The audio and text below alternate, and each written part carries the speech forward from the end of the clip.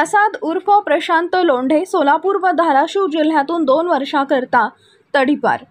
इसम नामे प्रसाद उर्फ प्रशांत महादेव लोंढे वयवर्ष 33 राहणार 117 अवंती नगर फेज 1 जुना पुणा नाका सध्या सैफुल विजापूर रोड सोलापूर याच्या विरुद्ध सन 2009 ते 2023 या कालावधीमध्ये गैरकायद्याची मंडळी जमा करून दंगा करणे, जनतेच्या मालमत्तेचं नुकसान करणे, सरकारी नोकरांच्या कामात अडथळा निर्माण करणे, सरकारी आदेशाचं उल्लंघन करणे,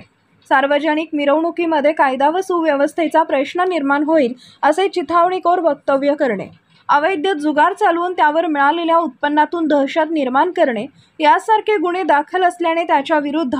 विजापूर नाका पोलीस ठाणेकडून महाराष्ट्र पोलीस अधिनियम 1951 कलम 56(1) अ ब